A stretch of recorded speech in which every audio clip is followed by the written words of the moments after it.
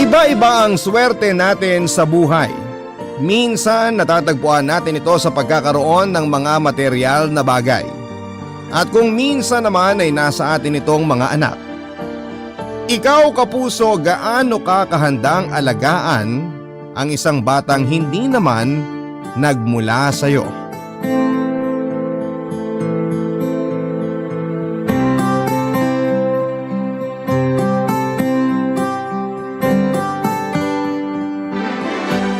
Dear Papa Dudut,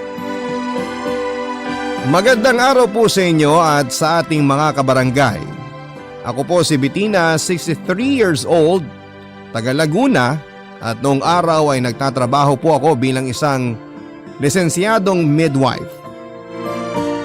Pero sa kasalukuyan ay nasa bahay na lamang po ako habang nagbabantay sa munti naming tindahan ng mga anak kong sina Joaquin at Janine, kasama ang maliit kong apo sa aking panganay. Kaya nga hindi nyo rin ako masisisi kung marami po talaga akong oras na makinig ng radyo, lalo na nitong pandemic. Na siya namang dahilan para madiskubre ko po ang programa ninyo tuwing tanghalian na Barangay Love Stories. Matapos po noon ay hinimok na nga ako ng anak kong si Janine na ibahagi ang kwento ng buhay ng aming pamilya. Bagay na sinang-ayunan ko rin naman dahil nga nami-miss ko na rin ang pagsusulat ko katulad noong nasa high school pa lamang ako. Papa Dudut, meron po akong mister si Marcelito na namatay ng ilang taon matapos makagraduate ang bunso namin. Isa po siyang public school teacher at nagkakilala kami sa outreach ng isang NGO kung saan ay regular kaming nagvo-volunteer. Mabait, magalang at mapagmahal sa mga bata ang namayapa kong sposo. Kaya nga hindi katakataka na kaagad niyang nahuli ang kiliti ko.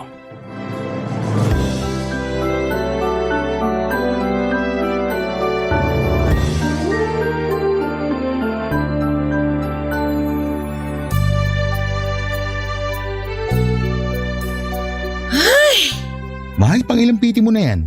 Pangatlo? Pangapat? Pang-apat na. Kaso pare-pareho pa rin ang resulta. Negative. Ano bang sabi ko sa'yo? Di ba ayos lang naman kahit wala pa rin? Paano naging ayos ang lahat? Samantalang ilang beses na rin naman tayong sumubok. Kaso hanggang ngayon, bigo pa rin tayo.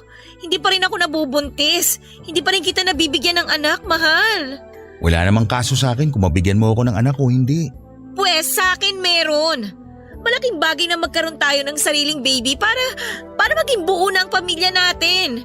Hindi ka man lang ba nasasabik tungkol sa bagay na yun? Yung co-teachers mo may 2 o higit pang mga anak. Samantalang ikaw, tayo, kahit man lang isa, wala. Nakakainis naman kasing matres to. Ano bang silbi nito kung hindi rin pala kaya magdalang tao? Mahal, alam kong hindi mo ginusto ang bagay na yan. Kaya hindi mo rin dapat sinisisi ang sarili mo. Sinabi mo na sa lahi nyo rin ang hirap sa pagbubuntis, hindi ba? At tanggap ko kung sakali mangyari rin sa atin ang pinagdaanan ng ibang muntiyahin at pinsan. Pero kahit na, alam mo ba kung gano'n na-frustrate yung mga tiyahin ko nung hindi man lang sila mabuntis? Yung iba pa nga sa kanila, hiniwalayan ng mga asawa nila eh. Kung iniisip mo na iiwan kita dahil lang wala tayong sariling anak, nagkakamali ka, mahal. Nasasabi mo lang yan kasi naaawa ka sa akin. Alam ko, mahal, kung gaano mo ka gustong magkaroon din ng sariling anak. Kitang-kita ko yung pagmamahal mo sa mga estudyante mo na para bang ikaw yung tatay nila. Alam ko rin na palaging sumasagi sa isip mo na ano kayang pakiramdam kung meron kang anak, di ba? Ganon din yung nararamdaman ko. Yun bang tipong umaapaw sa kaligayahan ng puso ko kapag matagumpay kong natutulungang magsilang ng kanilang sanggol yung mga pasyente? Tapos pagdating sa akin, ganito? Ay, naniniwala pa rin ako na may dahilan ng Diyos kung bakit natin pinagdadaanan to. Siguro para mas maging matatag ang pagsasama natin bilang mag-asawa. Saka sino ba kasi ang may sabi sa'yo na hindi buo ang munti nating pamilya porke wala tayong anak? Mahal, hindi ang bagay na yun na magiging sukatan para masabi na buo o hindi ang isang pamilya. Naiintindihan ko naman ang ibig mong sabihin. Maniwala ka. Tsaka sinusubukan ko namang wag mag-isip ng negatibo eh. At hindi pa rin naman ako nawawala ng pag-asa. Siguro may mga pagkakataon lang talagang tulad nito. Alam mo yan, mahal, hindi ako palaging matatag. Kaya nga malaking bagay na nananatili kang malakas kapag saktong ako naman yung nagkataong mahina at may pinagdadaanan. Ganun naman talaga ang mag-asawa, di ba? Sa hirap at ginhawa, sa kasiyahan at sa kalungkutan. Basta mahal, palagi mong tandaan, nandito lang ako sa tabi mo. Palagi mo kong isama sa mga pinagdadaanan mo sa buhay. Dahil hindi mo lang yan laban. Laban nating dalawa yan. Sa ngayon, may mga bagay na hindi natin kayang kontrolin. At ang tanging magagawa lang natin ay magtiwala sa Diyos. Naniniwala naman ako na may mas maganda siyang plano para sa atin. Siguro nga tama ka, mahal. Ipagpasa Diyos na lang natin ang lahat. Kaya huwag ka na masyado mag-isip dyan. Halika, balita ko may magandang pelikula ngayon. Panoorin natin para naman malibang ka. Ay nako, alam na alam mo talaga ang mga hilig ko. Pero mukhang tama ka naman sa mga sinabi mo. Pipilitin kong wag nang mag-isip ng hindi maganda. Ganyan nga, mahal. Magagandang bagay na lang ang isipin mo. Saka itong gwapong mukha ko na lang ang isip-isipin mo para sumaya ang tunay. Che!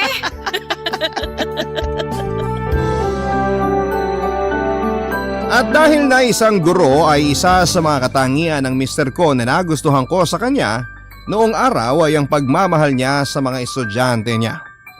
Magiliw din siyang tao at malumanay manalita. Kaya nga hindi katakataka na siya ang isa sa mga pinaka-paboritong teacher ng klase niya.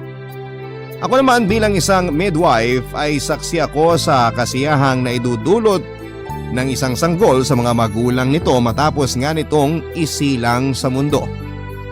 Kaya malaking dagok sa aming mag-asawa ang hindi pagkakaroon ng sarili naming anak. Bilang isang kabataan noon, kinalakhan ko na ang importansya ng pagkakaroon ng anak ng isang mag-asawa. Malimit ko ngang marinig noon na kinakaawaan ng mga matatanda sa amin ng isang babae lalo na kung wala itong kakayahang bigyan ng anak ang asawa niya. Aaminin ko na dumaan po ako sa ganong bagabag, Papa Dudut. At nang malapit na ako mawala ng pag-asa ay saka naman nagkaroon kami ng seryoso at malalim na pag-uusap ni Marcelito tungkol sa pag-aampon.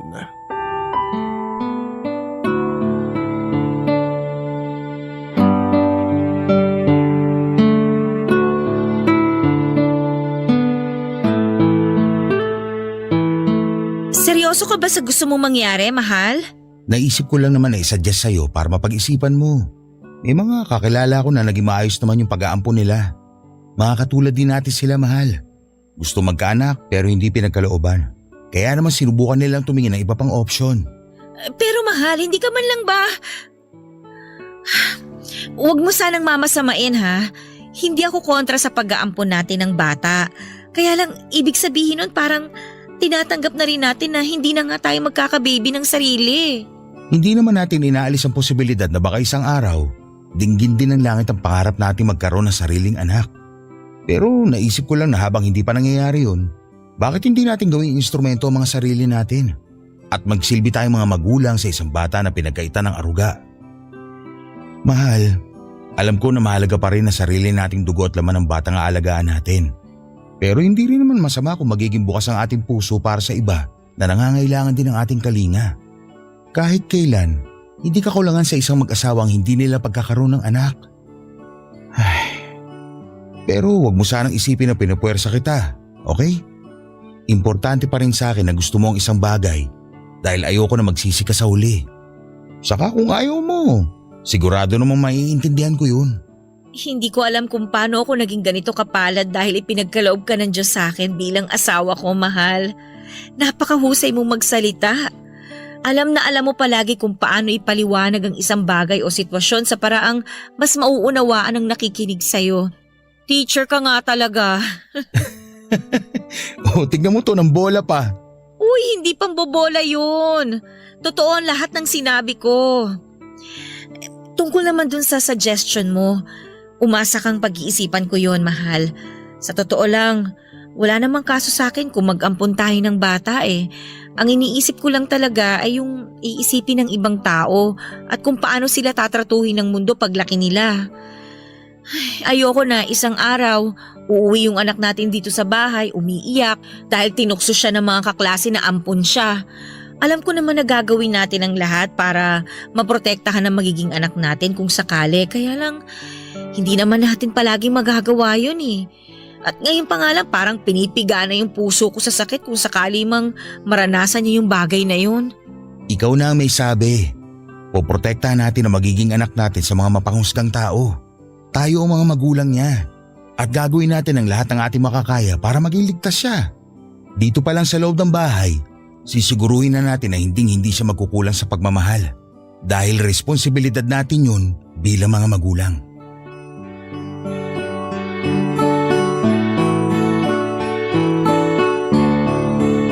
Hindi pa gaanong kamoderno ang panahon namin para matanggap ng karamihan ang konsepto ng pag-aampon, Papa Dudut.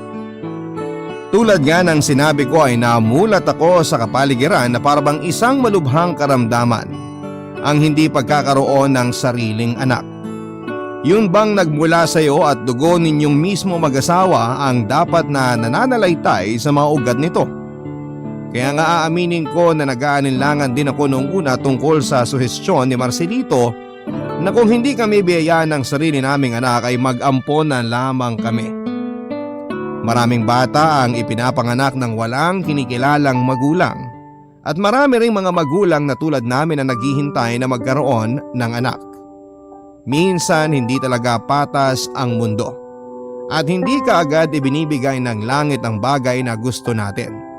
Kaya nga imbes na magtampo at isipin na galit sa atin ang Diyos, bakit hindi natin subukang yakapin at tanggapin ang ating sitwasyon? Bagay na ginawa nga namin ni Marcelito kaya buong puso at magkasama naming itinuloy ang plano namin na pag-aampon ng bata. Ang mga kwento ng pag-ibig, kwento ng buhay at kwento ng pag-asa. Nasa Spotify na! Barangay Love Stories. Pakinggan kahit kailan, kahit saan. Barangay Love Stories sa Spotify. Kinig na, kabarangay! Merong kakilala at kaibigan si Marcelito sa orphanage na minsan na niyang tinuruan sa Maynila, Papa Dudut. Kaya nga hindi na rin kami nahirapan pang iproseso ang mga papeles na kinakailangan para maging legal ang aming pag-aampon. Hindi nagtagal ay dumating na nga sa aming dalawa ang batang si Joaquin. Hindi namin kilala ang mga magulang niya pero pinangako namin ng mister ko na mamahalin namin siya at ituturing na parang tunay na anak. Malaking bagay ang pagdating ni Joaquin sa buhay namin ni Marcelito dahil tinuruan niya kami kung paano maging isang magulang. Kaya nga hindi na rin po kami noon nagdalawang isip pa na mag-ampun ulit ng isa pang batang babae na pinangalanan naming Janine. Papa Dudut lumaking masunuring bata, mahilig sa libro at sa pagsusulat at mahusay makipagtalastasan ang panganay namin ni Marcelito. Samantalang kinakita naman namin ang hilig sa pag-arte, pagtugtog ng piano at galing sa pagkanta ang bunso naming si Janine. Magkasundo rin po silang magkapatid at bibihirang mag-away kahit na noong maliit pa lamang sila. Pero syempre hindi palagi mabuti ang panahon. Nang magkaedad kasi ang mga anak namin ay nagsimula na nilang questionin ang tungkol sa konsepto ng pag-aampon. Dahil nga simulat sa pool ay hindi naman sekreto sa lugar namin na hindi namin sila tunay na mga anak at bilang mga magulang nila. Unti-unti namin itong ipinaliwanag at pinaintindi sa kanila, Papa Dudut.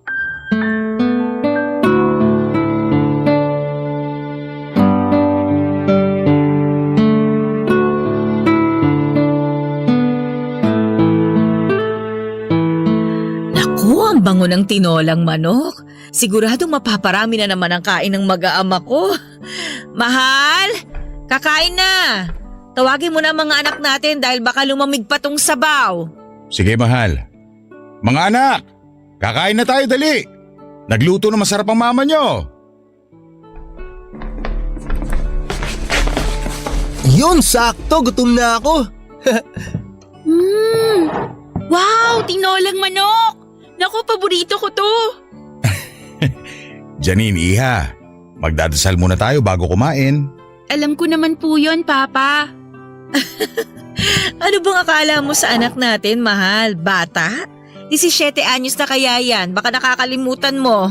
Tama po si Mama, Pa. Parang kailan lang, napakaliit mo pang bata. Ngayon matatangkaran mo na ang kuya mo. Papa, yan naman po ang hinding-hindi mangyayari. Bansot po talaga si Janine eh. Sige lang, mang-asar ka lang, Kuya. Pagdating ng araw, makikita mo. O siya, magdadasal muna tayo ha. Panginoon, maraming salamat po sa pagkain na nasa hapag namin ngayon. Salamat din po sa mga biyaya na palagi ninyong ibinibigay sa aming pamilya. Patuloy niyo po sana kaming pagpalain sa araw-araw. Ito po ang aming panalangin. Amen. Amen. Amen. Oh, kumain na tayo. Mama? Papa? May itatanong po pala ako. Pero wag po kayong magagalit ha. Oh, tungkol ba saan yun, anak? Minsan po ba naisip nyo kung anong pakiramdam kung totoong mga anak nyo kami ni Janine? Yun bang hindi kami galing sa ampunan? Anak, bakit mo naman biglang naitanong yan? Mama, naisip lang naman po ni Kuya Joaquin yun. Kasi naikwento niya po sa akin na pinagtawanan siya ng isa niyang kaibigan dahil nga hindi namin kayo tunay na magulang. Ano ka mo? Sinong kaibigan mo yon? Aba, kung ganon, ngayon pa lang layuan mo na siya, Joaquin. Dahil hindi siya magandang kasama. Pa, relax ka lang. Natawa lang naman po siya at napaisip kung anong klaseng mga magulang ang pinanggalingan namin ni Janine.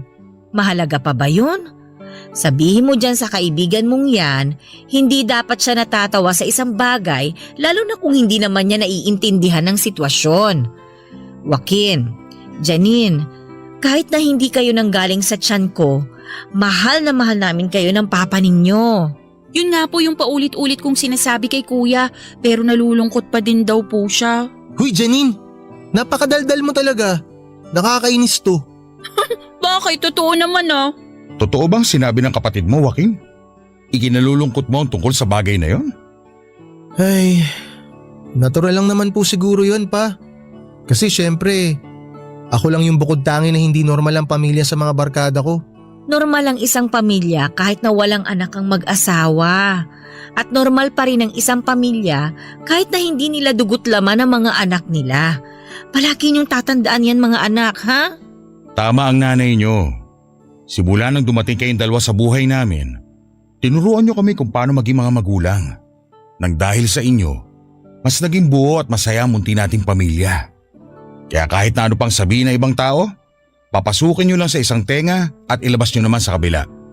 Wala lang magawa yung mga umaasar sa'yo, kaya marami silang oras para pakialaman ang buhay mo. Sabi naman sa'yo, Kuya. Kaya sa susunod, huwag ka nang sumama dun sa mga kaibigan mong makikitid ang utak at walang ginawa kundi mang asar. Janine, wala namang kaso kung sumama pa rin ang kuya mo sa kanila. Ganun lang naman ang mga tao kapag hindi malawak ang pag-intindi nila sa isang sitwasyon. Kaya nga ang maganda mo ring gawin, subukan mong ipaintindi sa kanila ang sitwasyon mo. O, ayos ba? Ayos na ayos po, ma. O siya, sige na. Magsimula na tayong kumain. Totoo ang kasabihan na habang lumilipas ang panahon, nadadagdagan ang kaalaman at mas lalong natututo ang isang tao. Ganon nga ang nangyari sa akin, Papa Dudut.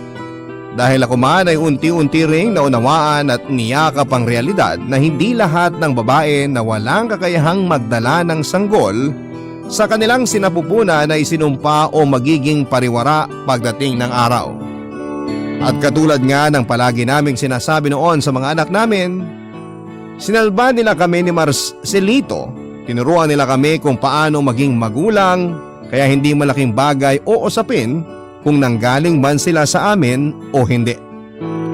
Lumipas pa ang ilang taon at habang nag-aaral noon sina Joaquin at Janine, may isang tagpo sa pamilya namin na hinding-hindi ko po talaga makakalimutan, Papa Dudut. Yon ay ang minsang umuwi sa aming bahay na luhaan, putok ang uso at maraming pasa sa mukha ang aming panganay. Samantalang magulo naman ang buhok at maputik ang damit ng bunso namin. Doon nga namin nalaman na nakipag-away ang mga ito sa mga kaedad nila na walang ginawa kundi ang tuksihin sila sa pagiging ampon nila.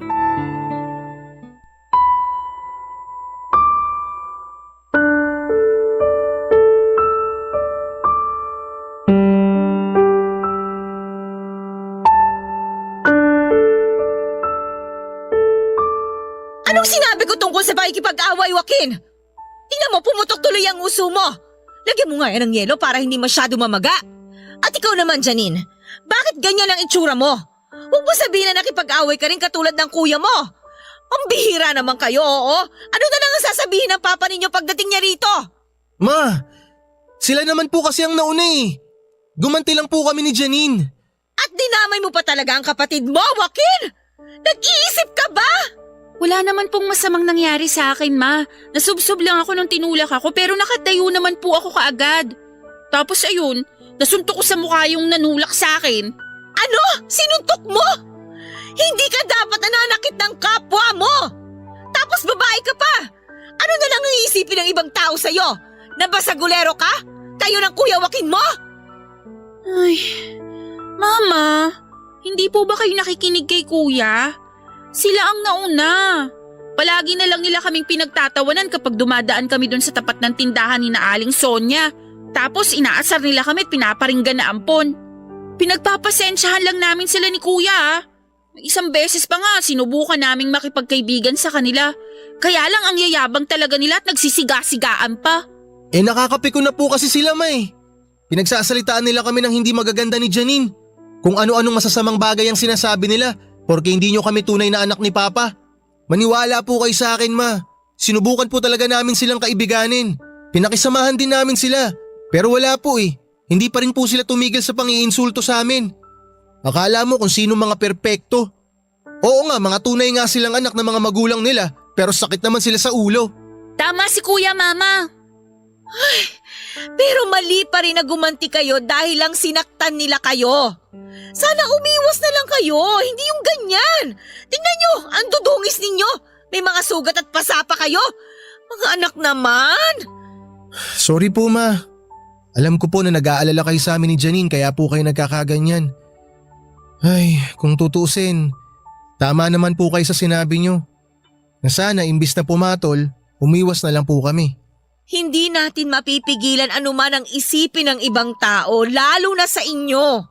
Ang tanging magagawa lang natin, kontrolin ang nararamdaman natin. Kung hindi naman kapaki-pakinabang ang mga sinasabi nila, ay huwag nyo na lang pakinggan. Ay, alam ko na mahirap at may mga pagkakataon talaga na mapipikon kayo. Pero kayo lang din ang talo sa huli kapag pinatulan ninyo yun. Mabuti pang umiwas na lang kayo. Ayoko nakikita kayo na nagkakaganyan. Pero Ma, minsan po kasi kahit anong gawin namin ni Janine na huwag pansinin yung mga pasaring tsaka yung hindi magagandang sinasabi ng ibang tao tungkol sa pagiging ampun namin, hindi pa rin po talaga namin mapigilan na huwag masaktan eh. Marami na rin akong hindi nakasundo sa mga dati kong kaibigan dahil inaasar nila ako na baka raw pag nagka-baby ako, ipaampun ko rin. Kaya para hindi na lumaki pa yung gulo, ako na lang ang umiwas sa kanila. Tandaan ninyo, hindi sila Diyos para idikta kung ano ang mangyayari sa buhay ninyo sa hinaharap. At maling-mali na hinuhusgahan nila kayo ng dahil lang sa mga bagay na hindi nyo naman kontrolado na mangyari. Kahit kailan, hindi sa pagiging magkadugo na susukat ang pagiging pamilya. Mga anak, alam ko na malupit ang mundo sa labas ng bahay natin at walang kaso sa akin kung paminsan-minsan maaapektuhan kayo. Kahit nangako kami ng papa ninyo noon na poprotektahan namin kayo, darating pa rin talaga ang pagkakataon na katulad nito. Pero palagi nyo pa ring isipin na kahit na anong sama ng turing sa inyo ng ibang tao, palagi pa ring mananaig ang pagmamahal namin sa inyo. Kaya bukas na bukas din ha, samahan ninyo ako sa mga nakaaway ninyo para naman makausap ko ng masinsira ng mga magulang nila. Ma, hindi nyo na po kailangan gawin yun. Oo nga, Ma. Baka kasi mapaaway lang kayo. Sino may sabi sa inyo na makikipag-away ako? Hindi dahas ang palaging solusyon sa kahit na anong sitwasyon. Kakausapin ko lang naman sila. Ang kailangan lang nilang gawin ay makinig. Siyempre masakit para sa aking malaman na pinagsasalitaan ng masama ng ibang tao ang mga anak ko tungkol sa bagay na hindi naman nila ginusto at kontrolado. Kaya nga matapos ang pag-uusap naming yon ay niyakap ko ng mahigpit ang mga anak ko at pinangako sa kanila na wala ng sino man sa mundo ang maaaring humusga at manakit sa kanila. Pero aaminin ko, Papa Dudut, na kahit na anong tatag kong huwag umiyak ng mga panahong yon, ay natagpuan ko rin ang aking sarili na humihikbi sa bisig ng Mr. Kong si Marcelito. Matapos ko ngang ikwento sa kanyang nangyari, ay doon na rin bumalik ang lahat ng masasakit naming pinagdaanan sa ibang mga nakakakilala sa amin simula pa lang nang hindi ko na nga mabigyan ng anak ang asawa ko ng mga panahong yon, Papa Dudut. Ang mga kwento ng pag-ibig, kwento ng buhay at kwento ng pag-asa. Nasa Spotify na, Barangay Love Stories. Pakinggan kahit kailan, kahit saan. Barangay Love Stories sa Spotify. Kinig na, kabarangay! At dahil nga sa pagbubuklod-buklod ng aming pamilya at namayaning pagmamahalan sa aming sambahayan, dumating din ang araw na hindi na naging malaking bagay sa amin ang usapin tungkol sa hindi namin kadugo ang mga anak namin. Sabi nga nila ay nagpapatuloy ang buhay at ikot ng mundo anuman ang mangyari. At ganoon na nga ang ginawa namin hanggang sa dumating yung araw na nakapagtapos ng pag-aaral si Joaquin. Tulad ng kanyang ama, pagtuturo din ang kursong kinuha ng aming panganay. At kahit na pinaghahandaan pa lamang niya ang pagkuha niya ng lisensya ay sobrang proud na talaga kami sa kanya. Kaya lang ng taon ding yon ay tinamaan ng malaking karamdaman ng aking asawa, Papa Dudut. Nagsimula lang yon sa panghihina niya isang araw at nang dalhin namin siya sa doktor ay nadiskubre naming may sakit na pala siya sa bato. Yun din ang dahilan kung bakit mas maraming araw na nananatili lang si Marcelito sa bahay kesa pumasok sa paaralan para makapagturo.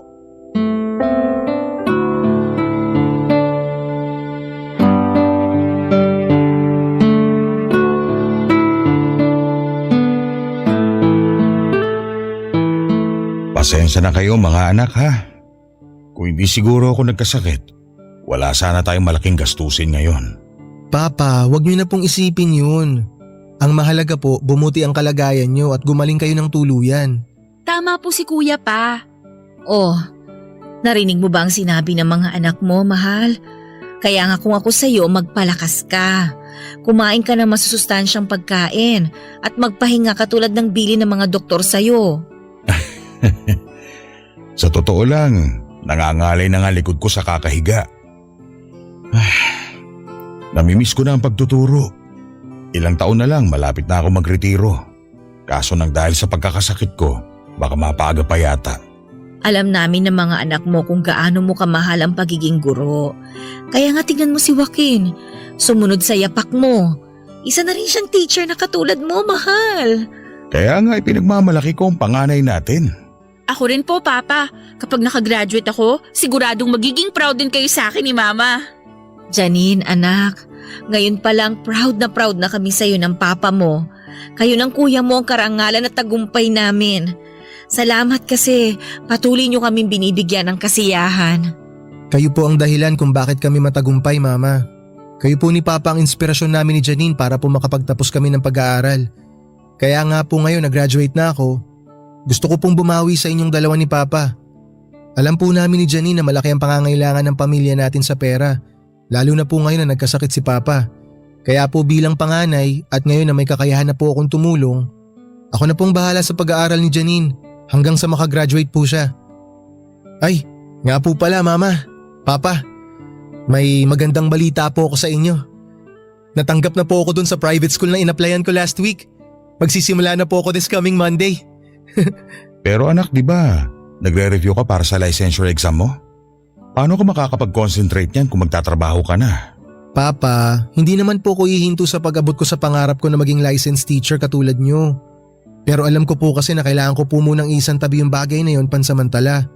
Kasi meron po akong responsibilidad sa pamilya natin na kailangan kong gampanan. Tsaka po Papa, 1 taon na lang naman po gagraduate na si Janine eh. Kung tutuusin, maiksing panahon na lang naman po yun. Ayoko lang po kasi talaga na mamroblema kayo ni Mama tungkol sa pera. Lalo na po't pwede ko naman kayong tulungan. Kung ganon, maraming salamat anak. Nakakataba ng puso yung malasakit mo para sa pamilya natin. Hinding-hindi ko po kayang talikuran ng mga taong nagmamahal sa amin ng husto ni Janine, Papa. At kayo po yun ni Mama. Alam ko po na pagsubok lang po itong nangyayari sa atin at malalampasan din po natin to. Basta wag lang po tayong mawawala ng pag-asa na magiging maayos rin po ang lahat sa huli. Tama po si Kuya. Patuloy pa rin po kaming magsisikap sa buhay at mga career namin. Hindi lang para sa mga sarili namin, kundi lalong-lalo na po para sa inyo. Ito na rin po ang paraan namin ng pagtanaw ng utang na loob sa walang hanggang pagmamahal na ibinigay at ibinibigay niyo sa aming magkapatid kahit na hindi niyo kami totoong mga anak. Sa puso at isip namin ng papa nyo, tunay na mga anak namin kayo. Kaya maraming salamat sa dedikasyon at pagmamahal ninyo sa pamilya natin. Wala kaming ibang hangad, kundi ang patuloy ninyong pagtatagumpay sa buhay, mga anak. Nasa 3 taon na sa kolehiyo sa kursong filmmaking ang bunso naming si Janine. At habang nalalapit na ang kanyang pagtatapos, mas lumaki naman ang aming mga gastos. Nagsimula na rin noong magdialysis si Marcelito kaya naman dumating sa punto na nasa ed ang ipon namin. Hindi na rin naging sapat ang kinikita ko sa maliit na klinik na pinagtatrabahuhan ko bilang isang midwife. Lalo pat meron ng malalaking ospital sa aming lugar kung saan ay mas pinipili ng karamihan sa mga nanay na doon na manganak. Kaya nga malaking bagay ang pagbobolontaryo ng panganay naming si Joaquin na magtrabaho habang nagre-review para sa kanyang licensure exam sa pagkaguro para naman matustusan ang gastusin ng kapatid niya sa paaralan papadudot. Hindi nga nagtagal ay nakapagtapos din si Janine na may karangalan.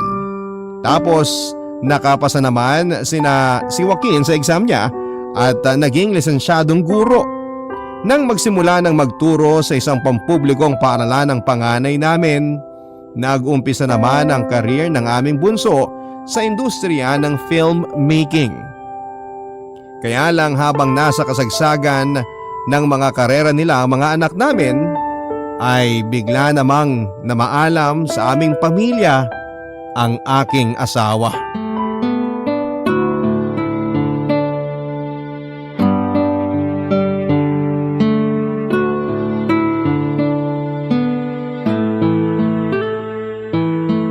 Mga anak, pwede ba nating puntahan ang puntod ng papa ninyo bukas? Malapit na kasi ang birthday niya. Baka magtampo yun dahil hindi na natin nadadalaw. Tatapat kasi ng weekday yung mismong birthday ng papa ninyo. At sigurado na may pasok kayo noon. Kaya naisip ko na bukas na lang natin siya dalawin dahil linggo. Sakto wala kayong pasok. Wala pong problema Ma kung sa mismong birthday po ni Papa tayo dadalaw sa kanya. Nakapag-leave naman na po ako sa trabaho sa eksaktong petsa ng birthday ni Papa. Pero kung gusto niyo pa rin pong pumunta bukas, pwede rin naman po. Ako rin po Ma, nakalive na sa trabaho sa birthday ni Papa. Alam po namin ni Kuya na miss nyo na si Papa. Kami rin po Ma, miss na namin siya. Ay, paano po kaya no? Kung hanggang ngayon buhay pa rin si Papa at magkakasama pa rin tayo? Nako, sigurado na lalong ikagagalak ng puso ni Marcelito na makitang nagtatagumpay kayong magkapatid sa buhay ninyo.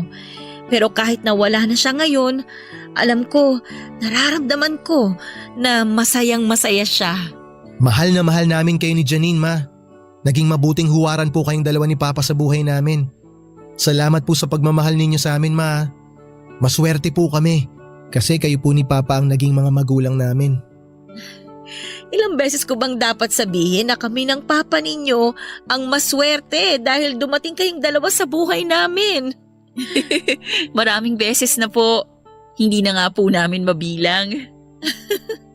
At hindi ako magsasawa na sabihin ang bagay na yon hanggat nabubuhay ako sa mundong ito. At alam ko na kahit si Marcelito ay sasang-ayunan ako. Ma, kahit na po may sarili na kaming pamilya ni Janine, hindi po namin kayo makakalimutan ni Papa. Sana talaga, no? Pwede tayo magsama-sama habang buhay. Ay, bigla ako po tuloy naalala yung araw na namatay si Papa. Pakiramdam ko po, may parte ng puso ko na kasama niyang nilibing. Sana may paraan para hindi na kayo mawala sa amin ni Kuya. Sana pwede tayong mabuhay ng mas matagal. Sana wala nang magkakasakit sa atin. At sana hindi na rin dumating yung araw na magkakahiwalay po tayo. Mga anak, may dahilan ng Diyos kung bakit pinagpahinganan niya ang papa ninyo. Meron din siyang plano kung sakaling ako naman ang kukunin niya. Basta, palagi niyo lang tandaan na kahit hindi na tayo magkakasama sa mundong to, hindi pa rin mapuputol ang ugnayan natin bilang isang pamilya. Kahit kailan, hindi ko makakalimutan yung araw na dumating kayo sa amin. Simula nun, ipinangako ko na sa may kapal na aalagaan ko kayo, mamahalin at ituturing na tunay na mga anak. Hindi man kayo nang galing sa akin, pinaramdam nyo naman sa akin kung paano maging isang ina. At sapat na ang bagay na yon para mag-umapaw sa labis na kasiyahan ng puso ko. Mahal na mahal ko kayo mga anak. Mas mahal po namin kayo, Ma. Payakap nga po. Nakakamiss naman po maglambing sa inyo, Ma. Uy, ako rin! Isali niyo ako sa yakapan na yan! Naku, mga anak ko ang lalaki na. Parang nung araw pareho pa kayong bansot. Ang alam ko po si Janine lang ang bansot sa amin eh. Excuse me Kuya, mas matangkad na ako sa'yo ngayon ng 1 inch. Wow, nasukat mo pa yun? Syempre no, matagal ko kayang hinintay yung araw na mas tumangkad ako sa'yo.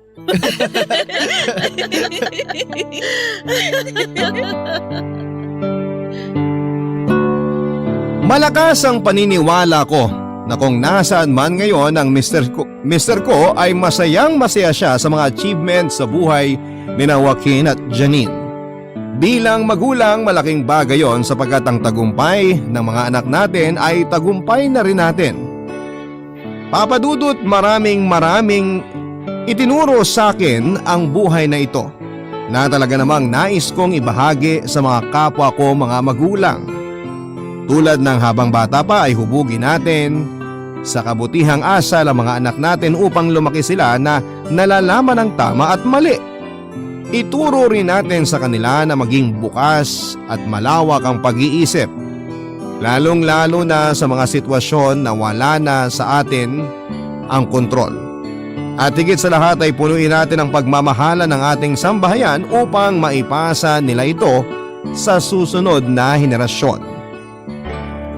Maraming salamat po. Sakaling mapili po ninyong itampok sa Barangay Love Stories ang sulat ko at malaking bagay po para sa aming pamilya na maibahagi sa iba ang storya ng buhay namin.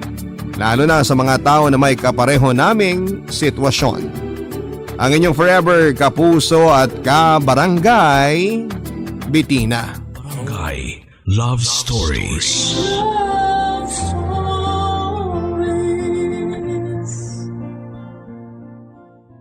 Barangay LS 97.1 Number 1 Forever. Kapag nasaktan tayo ng sobra, ay pwedeng maging dahilan yon para matakot na tayo na muling magtiwala at magmahal. Pilit na makukontento sa buhay na mag-isa kahit nakakaramdam ng pangungulila. Ikaw, kapuso, handa ka bang labanan ang takot sa kabila ng walang kasiguraduhan? Dear Papa Dudut, hi po, just call me Lyra. 34 years old at nagtatrabaho sa isang international finance corporation dito sa Alabang. Hindi na ako mahiling makinig ng music o drama sa radyo dahil may pagka-workaholic po akong tao. Pero na-discover ko itong programa ninyo na Barangay Love Stories nang minsang naabutan ko si Mama na nakikinig ng radyo. At pinag-isipan ko ring mabuti kung dapat ko nga bang ibahagi ang sariling kwento ng buhay ko. Pero bahala na. Kung swertehin man na mapili at mabasa itong sulat ko ay sana ay makapag-iwan po ito ng aral sa inyo. Papa Dudut, 4 kaming magkakapatid at ako ang panganay. Mula na maghiwalay ang mga magulang ko noong nasa college ako na ang tumayong breadwinner sa pamilya. Sakitin kasi si mama kaya nang makipaghiwalay siya kay papa ay hindi siya nagkaroon ng chance na makapagtrabaho. Ako ang gumawa ng paraan para mabuhay kami, Papa Dudut. Nagtrabaho po ako habang nag-aaral. Mabuti na nga lang at medyo matalino ako kasi may scholarship ako noong college. At nang makapagtapos ako ay wala akong ibang ginawa kung hindi ang magtrabaho ng magtrabaho hanggang sa ang mga kapatid ko naman ang makapagtapos ng pag-aaral, Papa Dudut.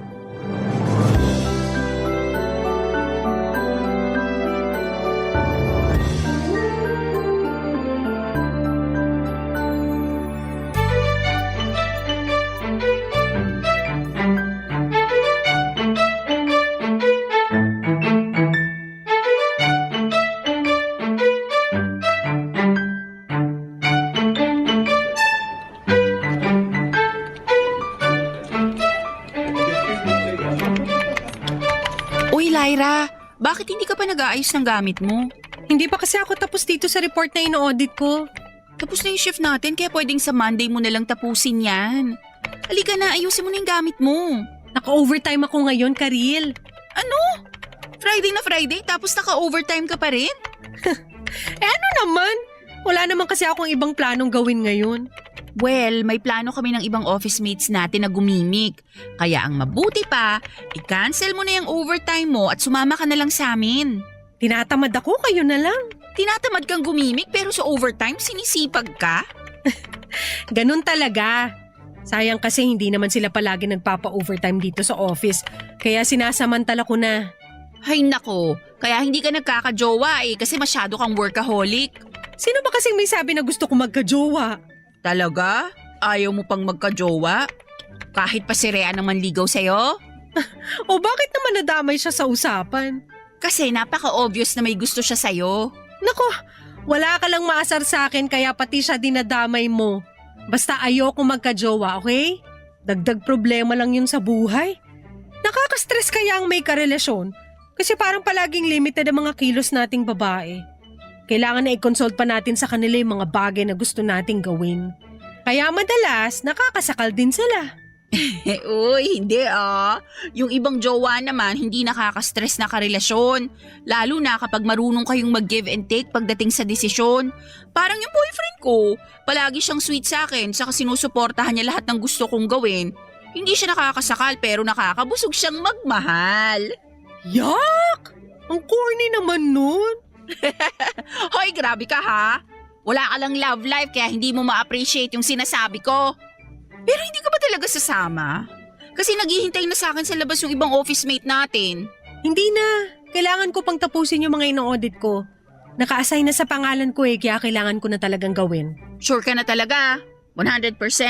Wala nang bawian? Oo nga. Mag-enjoy na lang kayo dun sa pupuntahan nyo. Okay, sige. Bye! Bye! Ingat kayo. Enjoy!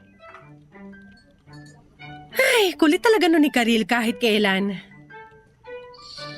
Parang gusto ko ng kape ah. Hi Lyra. Oh, Ryan! Hindi ka pa pala umuwi. Oo, naka-overtime din ako eh. Eto, kape oh. Nung makita ko na nandito ka pa sa station mo, ikinuha na kita sa vending machine. Wow, sakto! Tatayo na nga sana ako para kumuha ng kape. Thank you ah. You're welcome. Parang kinukulit ka na naman ni Karil kanina. Oo, niyayaya niya ako na sumama sa gimmick nila. Alam naman niyang hindi ako mahilig gumimik pero kinukulit pa rin talaga ako. Ikaw, bakit ka naka-overtime Friday ngayon? Ang dami ko pa rin kasing kailangan tapusin. Pwede mo naman sigurong balikan sa Monday yun. Hindi ka ba niyaya ni na Karil kanina na sumama sa kanila? Kanina pa nila ako sinabihan, pero nagpas ako agad.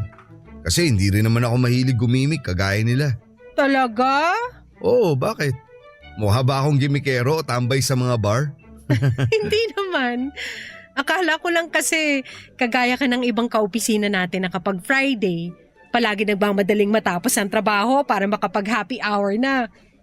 Anyway, salamat ulit dito sa kape ha. Balikan ko muna tong ginagawa ko para matapos na rin ako. Papadudot 5 taon na ako sa kumpanyang pinagtatrabahuhan ko nang makilala ko ang kaopisina naming si Ray Andrew o Rayan for short. Ako ang nag-train sa kanya pagdating sa mga task na kailangan niyang gawin. Pero may pagka-suplada kasi ako, kaya hindi rin kaagad kami naging close. Kinausap ko lamang siya pagdating sa trabaho, pero kapag walang kinalaman doon ay hindi ko na siya kinikibo pa. Ganon din naman ako sa ibang kaopisina ko, kaya ilan lang din ang mga kaklose ko. Pero nang maging regular na si Rayan sa kumpanya at makasama ko sa team ay doon ako nagsimulang maging mabait sa kanya. Papadudod sa training pa lamang ni Rayan ay ramdam ko ng iba ang mga tingin na ginagawa niya sa akin kapag magkasama kami sa isang station. May ilang beses pa nga niya akong binigyan ng libreng kape o merienda. Bilang pasasalamat daw sa pagtitrain ko sa kanya. Pero lahat yon ay hindi ko ginawang big deal, lalo na at wala pa sa isip ko noon ang pakikipagrelasyon. Gwapo naman si Rayan, matangkad siya, maputi tapos maganda pa ang biceps na bakat kapag nakasuot siya ng fitted na t-shirt o kaya ay polo shirt. At sa totoo lang, Papadudot, wala sigurong babayang hindi magkakagusto kapag niligawan niya, Papadudot.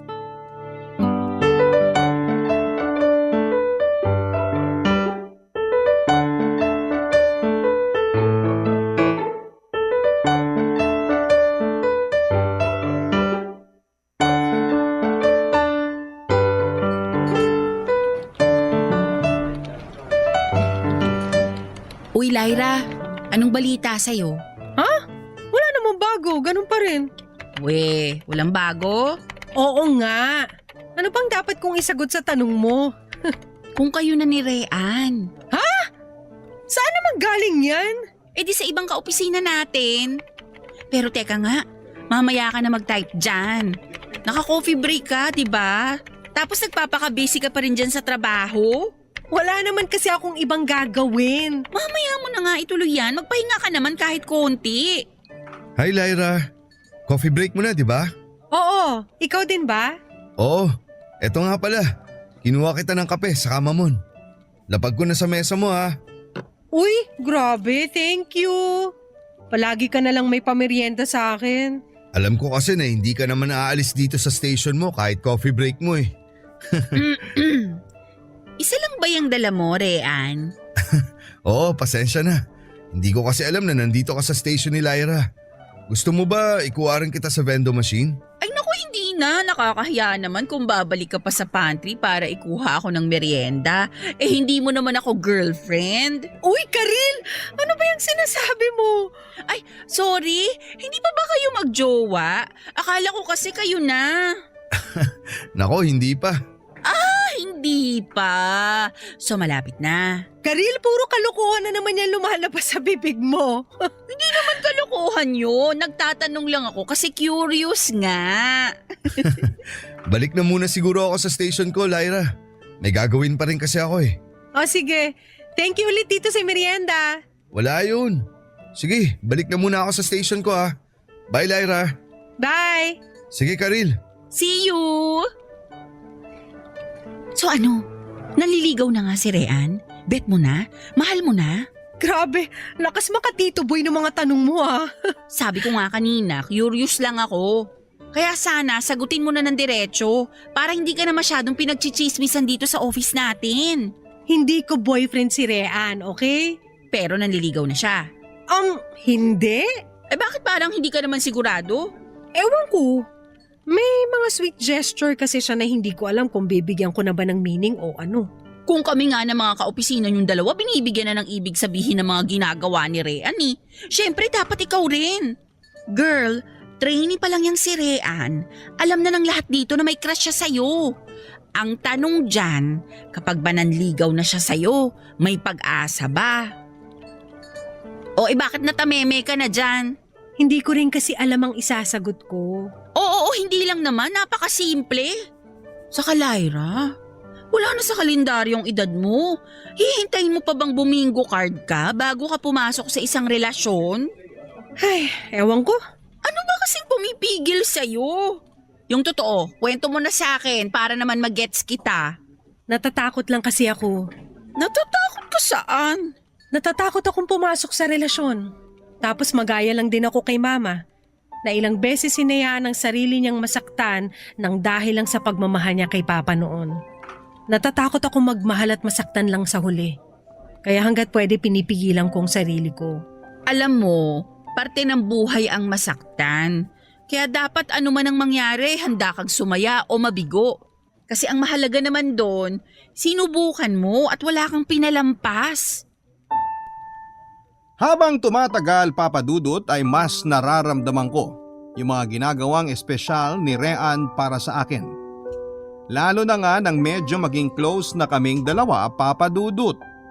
Mas napapadalas ang pagbibigay niya ng kape sa akin, lalo na at alam niyang mahilig ako sa kape. Hinihintay niya rin ako na mag-break time para sabay na kaming kumain. Kaya naman madalas kaming tuksuhin ang mga katrabaho namin. Dahil sa mga simple sweet gesture niya, ay doon ako unti-unting nagkagusto kay Rean, Papa Dudut.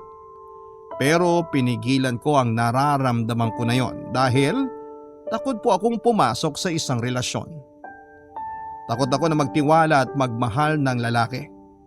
Tapos magagaya lamang ako sa mama ko na ilang beses sinaktan ni Papa.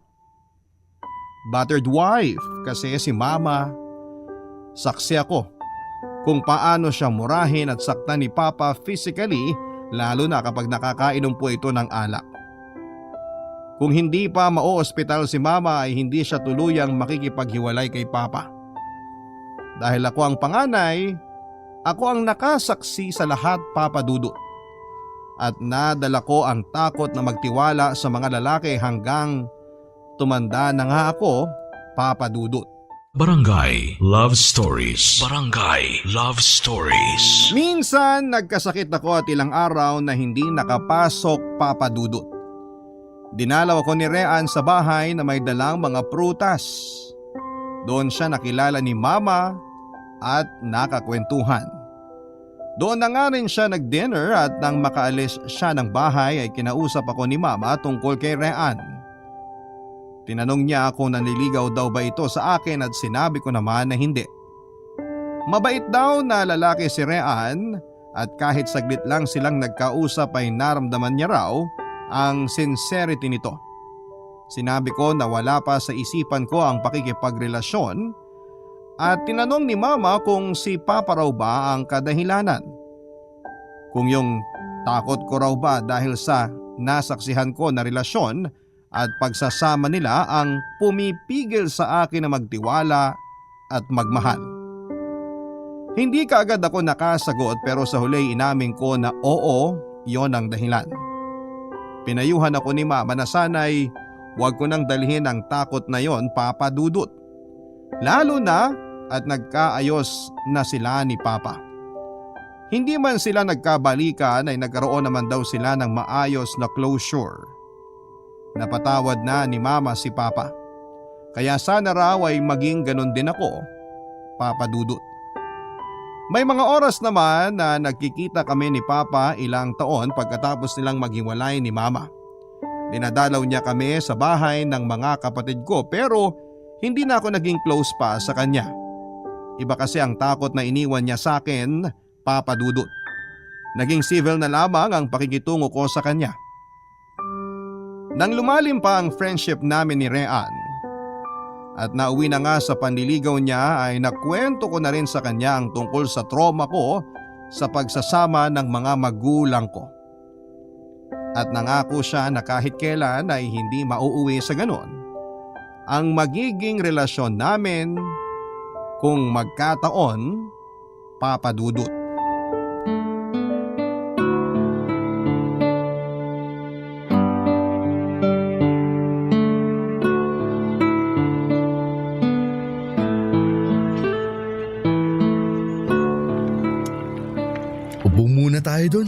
Sige, napagod na rin ako maglakad. Dito tayo para hindi masyadong mainit. Ay, nakaupo rin. Napagod ka ba? Medyo, pero nag-enjoy naman ako sa mga ginawa natin. Yung pagrenta natin ng bike kanina para makapag-ikot dito sa oval, pagdaan sa simbahan, pagkain ng ihaw, hanggang sa paglalakad natin papunta dito sa park habang inuubos tong cotton candy na binili natin. Nakakatuwa nga eh. Para akong bumalik sa pagkabata ko. Ikaw naman kasi, puro ka trabaho. Yun lang kasi ang alam kong gawin mula nung maging breadwinner ako ng pamilya namin. Pero di ba tapos na rin namang mag-aral yung mga kapatid mo? Oo, yung sumunod nga sa akin may asawa at isang anak na. Buti hindi ka kinukulit sa inyo na alam mo na, mag-asawa, ganun. Palagi nila akong kinukulit, lalo na kapag may family gathering kami. Sa side kasi ni Mama, ako yung pinakapanganay na apo. Kaya palagi akong hinahanapan ng boyfriend kapag nakikita ako ni Lola. Pareho pala tayo. Kasi palagi rin ako tinutokso kapag may family gathering kami. Ang tagal ko na raw kasing walang pinapakilala na girlfriend sa kanila. At excited na raw sila sa magiging apo nila sa akin. Wala pa nga akong asawa tapos hahanapan kaagad ako ng apo. Ganun talagang matatanda. Gusto nila makita na ang magiging apo nila habang malakas pa sila. Lyra, may tanong lang ako. Ano yun? Nararamdaman mo ba na gusto kita?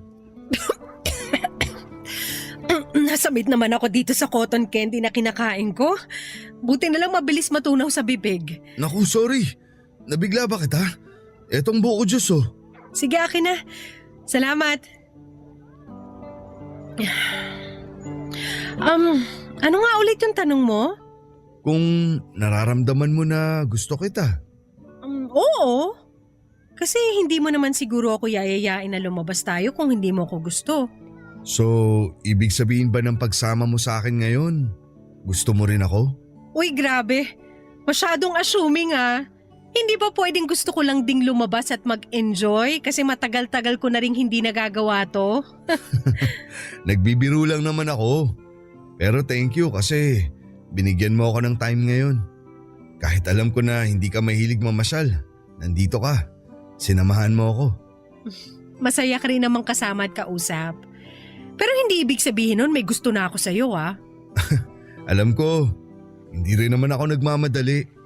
Gusto ko rin na mas makilala natin ang isa't isa para maramdaman mo na seryoso ako sa'yo. Lyra, hindi to pambobola ha. Unang beses pa lang kita makita. Kahit sinusupladahan mo ako nun, alam ko na gusto na kita.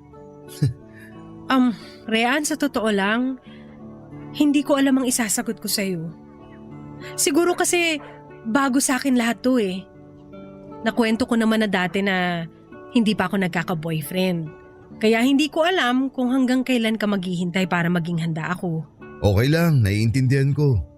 Basta ang mahalaga, gagawin ko lahat para mapatunayan sa'yo at sa mga taong nakapaligid sa'yo na seryoso talaga ako sa nararamdaman ko para sa'yo, Lyra.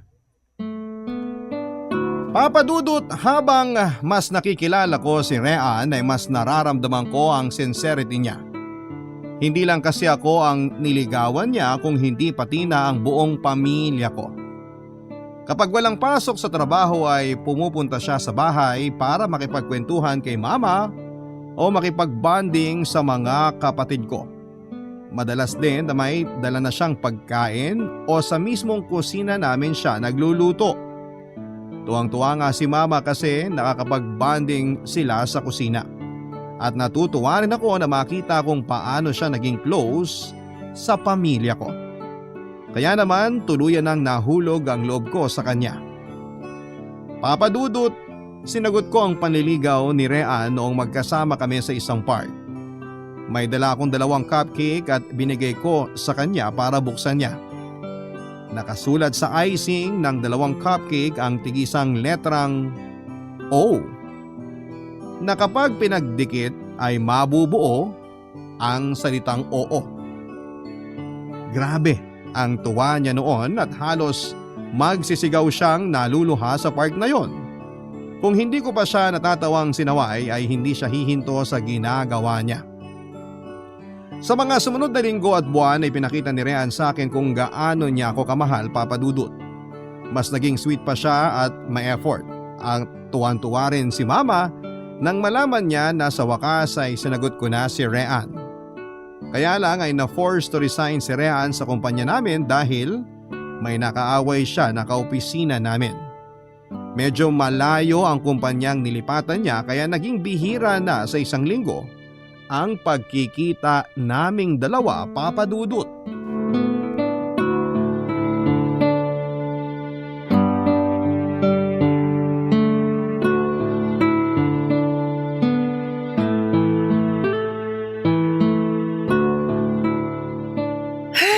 Nakauwi rin sa wakas. Grabe ang traffic. Asan ba yung susi ko? Bakit ngayon ka lang nakauwi? Nagulat naman ako sa iyo, Rean. Anong ginagawa mo rito sa labas ng gate namin? Ang tanong ko ang sagutin mo. Bakit ngayon ka lang nakauwi? Nag-chat naman ako sa iyo kanina na may max overtime sa opisina. Kaya ito, late na ako nakarating dito sa bahay. Bakit hindi ka na nagre-reply sa mga text ko?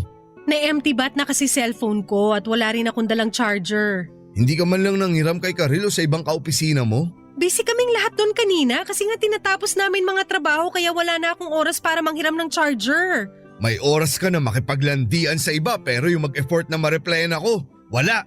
Ano ba sinasabi mo, Rean? Tama talaga siguro yung hinala ko na kaya nawawalan ka na ng oras sa akin kasi may iba ka nang nilalandi. Saan mo ba napulot yung mga sinasabi mo? Walang ganon!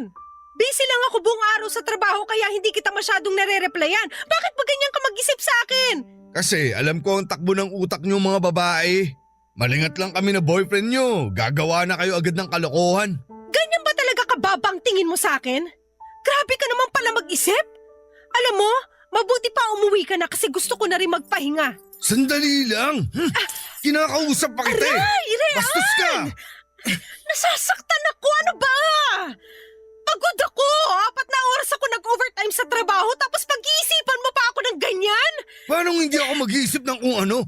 Ang simple-simple mag-reply pero di mo nagawa. Hindi lang ako nagka-reply, nagagalit ka kaagad! Ano ba klaseng relasyon to? 24/7 na dapat updated tayo sa isa't isa?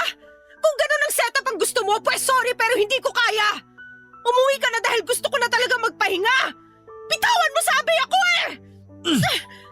Ayan. Lyra, sorry. Hindi ko sinasadya. Namiss lang naman kita. Kaya nga ganito ako ngayon. Sorry na. Sorry talaga. Gusto ko na magpahinga. Papasok na ako sa loob. Lyra, please. Patawarin mo na ako. Ayokong matapos ang gabing to na hindi tayo nagkakaayos. Alam ko naman na mali ako kaya nagsusorry na ako ngayon. Ano bang gusto mong gawin ko? Lumuhod dito sa harap mo? Umiyak? Magmakaawa sa'yo? Ano? Sabihin mo sa akin, gagawin ko. Patawarin mo lang ako, please. Ito, luluhod na ako. Sige na. Tumayo ka na dyan. Okay na tayo. Talaga? Pinapatawad mo na ako? Oo. Sorry talaga, Lyra. Sorry kung nasaktan kita. Hindi na mauulit yun. Promise. Sige. Gusto mo bang pumasok sa loob para magkape saglit? Pero di ba pagod ka at gusto mo na magpahinga? Ayos lang naman sa akin. Para at least makapagkwentuhan tayo saglit bago ako matulog. Ano, tara? O sige, ako na magbubukas ng gate. Papadudot nang maging kami ni Rean ay napansin ko na mabilis palang uminit ang ulo niya sa maliliit na bagay. Kaya siya napaaway sa isang kaopisina namin kasi nakita niya na natapunan nito ng kape ang bag ko. Nagsorry naman yung kaopisina naming lalaki pero kwenelyuhan pa rin siya ni Rean. Hindi pa doon natapos ang gulo at nagawa siyang suntukin ni Rean. Dahilan para mapatawag silang pareho sa HR office. Nag-file ng complaint ang kaopisina namin at binigyan na lamang ng opsyon si Rean na mag-resign para hindi siya magkaroon ng masamang record sa kumpanya. Papadudot na kasanayan ko nang madalas kaming magkasama ni Rean. Lalo na nga at mahigit 1 taon kaming naging magkatrabaho.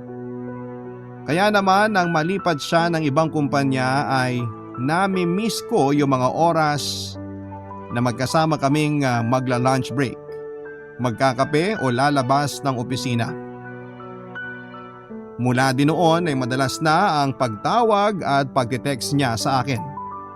Kaya lang papadudot kapag hindi ako nakakapag-reply kaagad ay naiinis siya at mainit na kaagad ang ulo niya. Kapag nagkataong sinagot ko naman ang tawag niya ay siguradong magkakagulo na, papadudot. Barangay Love Stories. Barangay Love Stories.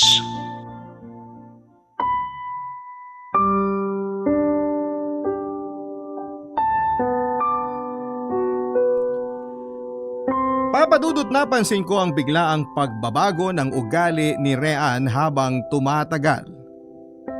Sanay ako na palagi siyang malambing at kalmado kapag kasama ko o kausap sa cellphone. Pero malate lamang ako ng kaunti sa date namin ay galit na kaagad siya sa buong oras na magkasama kami. Hindi na rin siya madalas na pumupunta sa bahay namin kapag wala kaming pasok sa trabaho. Gusto niya na lumabas na kaming dalawa lamang ang magkasama. Pero ang pinakaayaw ko sa pagbabago ng ugali niya ay yung pagiging seloso niya. Palagi niyang sinasabi na siguro raw may iba akong kasamang lalaki kaya hindi kaagad ako nakakasagot sa mga tawag niya. Na baka raw may iba nang pumoporma sa akin sa opisina namin kaya parang nanlalamig na ako sa kanya. Hindi naman talaga ako ang nagbago. Si Rean ang nagbago. At hindi ko alam kung saan niya kinukuha ang ideya na pwede ko siyang iwanan at ipagpalit sa iba. Pakiramdam ko tuloy noon ay unti-unti nang nawala yung Rean na una kong minahal at nakilala, papadudot.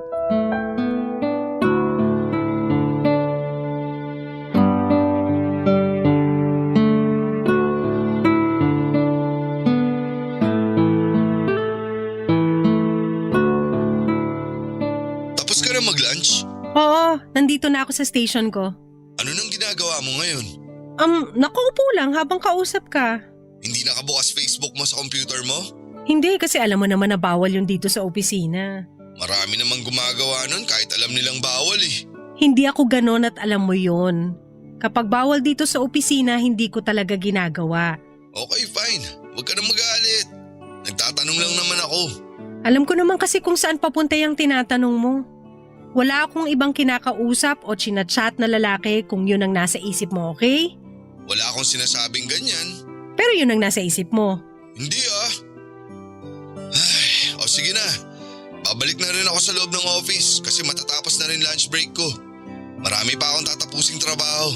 Okay, sige. I love you. I love you too.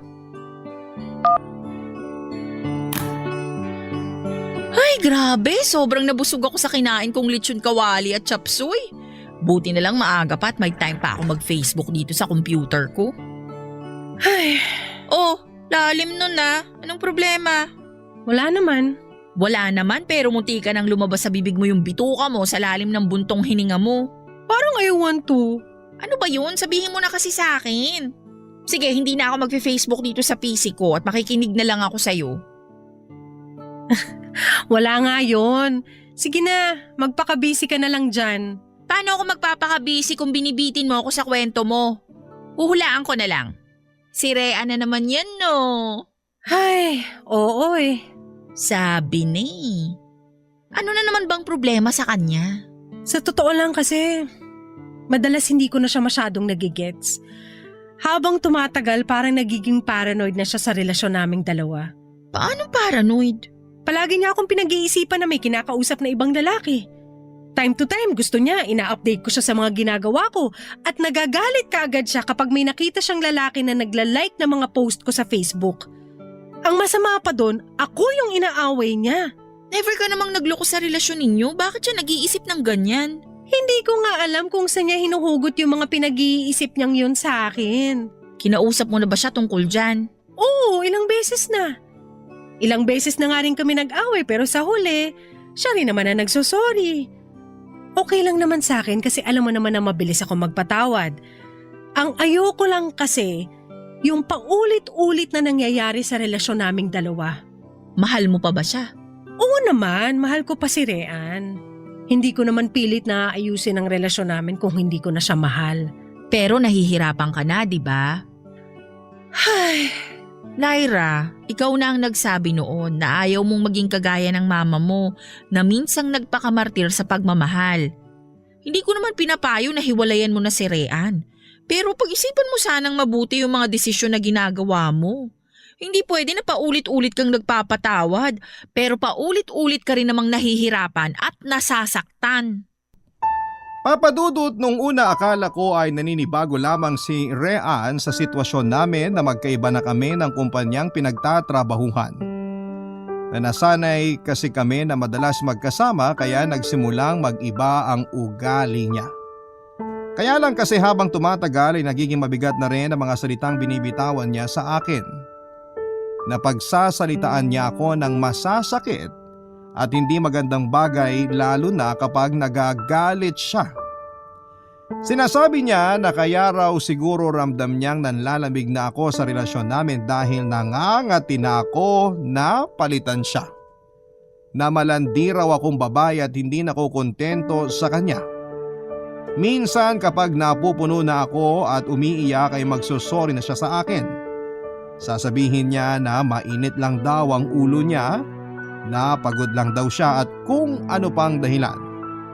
Kaya niya nasabi ang mga bagay na yon. Ilang beses ko siyang pinagbigyan at pinatawad. Tinanggap ang mga paliwanag at pagsusori niya. Kahit na ang dami ko nang nakikitang red flags sa kanya. Pilit ko pa rin inaayos ang relasyon namin, mahal ko kasi siya. Kaya hindi ko siya mabitawan noon, Papa Dudut.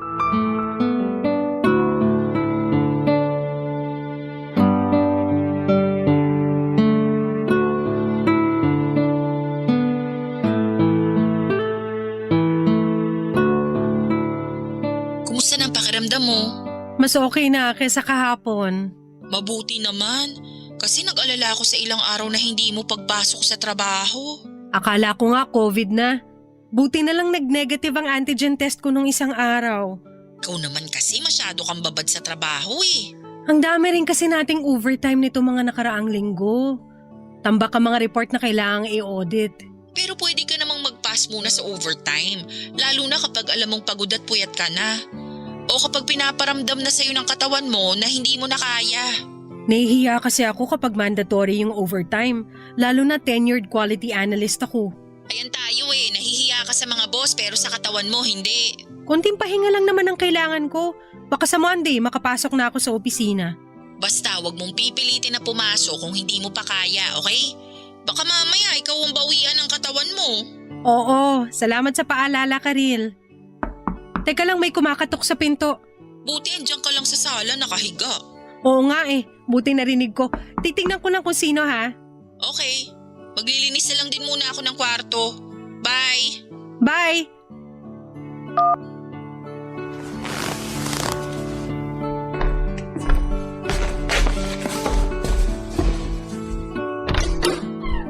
Oh, Rean, ang aga mo naman napadalaw. May sakit ka, di ba? Kaya dumalaw ako. Hindi nakalak ang gate nyo kaya pumasok na rin ako. May dala nga pala akong lugaw dito. Salamat. Halika, pasok ka. Doon tayo sa dining table para malagay ko sa mangkok yung dala mong lugaw.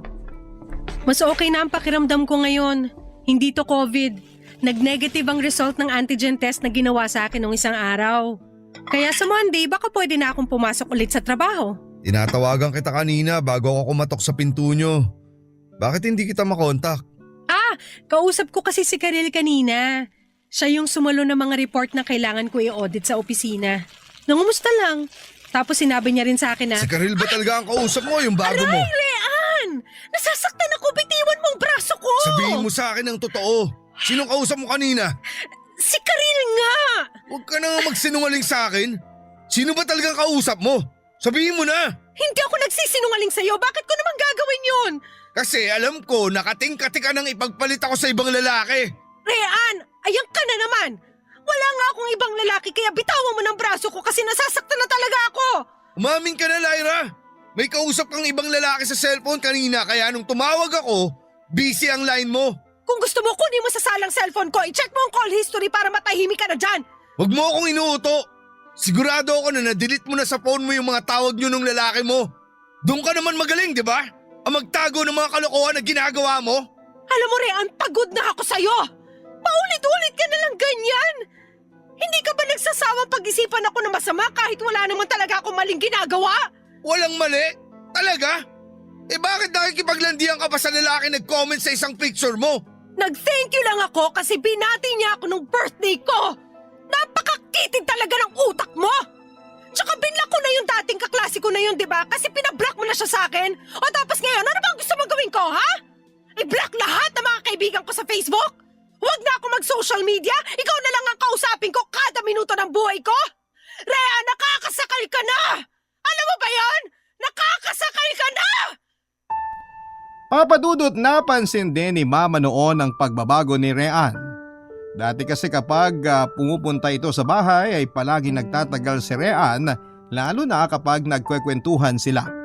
Pero sa ilang buwan na lumipas ay halos pagbati na lang ang ginagawa nito sa kanila ng mga kapatid ko. Hindi na gusto ni Rian ang nagtatagal sa bahay namin.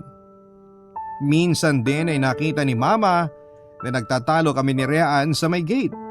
Yun ang time na pinuntahan niya ako sa bahay para awayin. Dahil nagsiselo siya sa dati kong kaklaseng lalaki na nag-comment sa picture ko sa Facebook. Nag-thank you lang ako pagkatapos niya akong batiin ng happy birthday. Pero sinabi kaagad ni Rian na nakipaglandian ako sa lalaki na yon. Dumating pa sa point na gusto niyang i-block ko na ang lalaki hanggang sa bigla na lamang niya akong sinigawan.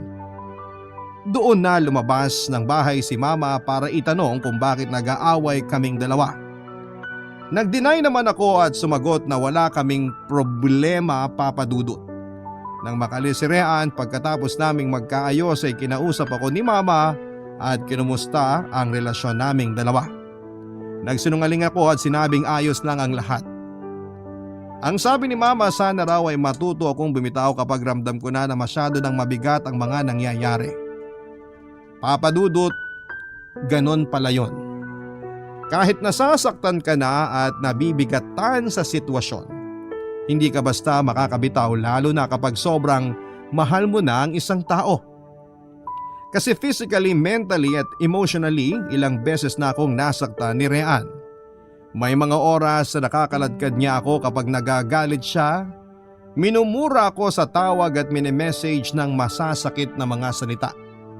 Pero lahat yon ay tiniis ko kasi mahal ko siya. At umasa ako na magiging maayos pa rin ang lahat. Pero may mga bagay talaga na dapat sa umpisa pa lamang ay binibitawan na natin. Papa Dudut, na uwi sa pisikal na sakitan ng pag-aaway namin ni Rian ng araw na yon. Naalala ko pa na sinabi ko sa kanyang nakikipaghiwalay na ako dahil pagod na ako sa ugali niya. Tinalikuran ko na siya pero bigla niyang hinablot ang buhok ko kasunod ang malakas na sampal na nagpadilim sa paningin ko. Nagising na lamang ako na nasa ospital na ako at masakit ang ulo ko. Nasa tabi ko noon si Mama na halos maiyak nang makitang gising na ako. Nawalan pala ako ng malay matapos akong masampal ng malakas ni Rian. Sa sobrang lakas ng puwersa ng sampal niya ay tumama ang ulo ko sa pader. Si Rian Pangaraw ang nagdala sa akin sa ospital nang makita nitong dumugo ang ulo ko. Kaagad niya ring tinawagan sina Mama para puntahan ako. Naging maayos naman kaagad ang kalagayan ko at nakalabas ng ospital. Nang makauwi ako sa bahay, nasa labas si Rian umiiyak habang humihingi ng tawad sa akin, Papa Dudut. Kinausap ko siya ng maayos kahit gusto na siyang paalisin ni na Mama. Sinabi ko kay Rian na kaya ko siyang patawarin pero sa pagkakataon na yon, kailangan niya na akong palayain. Ilang beses pa siyang nagmakaawa, umiyak at humingi ng isang pagkakataon para sa relasyon namin. Pero ayoko na. Pagod na ako. Pagod na akong makita ang sitwasyon na kinasadlakan ni Mama noon sa sarili ko habang magkarelasyon kami ni Rean. Kaya ako naman ang nakiusap sa kanya, nakiusap na palayain na niya ako. Sa huli, Papa Dudut, ay nagkaroon kami ng maayos na closure ni Rean at natanggap niya rin ang pakikipaghiwalay ko sa kanya. Ang sabi ko noon ay ayokong maging kagaya ni Mama. Pero kapag talagang nandun ka na sa sitwasyon na yon ay mabubulag ka na lamang at mamamanhid sa sakit dahil sa pagmamahal na nararamdaman mo. Pero okay na rin yon, ang mahalaga ngayon, mas natuto na akong ingatan, piliin at mas pahalagahan ang sarili ko. Maraming salamat po sa oras para mabasa itong sulat ko, Papa Dudut. Ang inyong forever kapuso at kabarangay, Lyra. Nagustuhan ng iyong napakinggan? Ituloy yan via live stream sa www.gmanetwork.com/radio. Barangay LS 97.1 Forever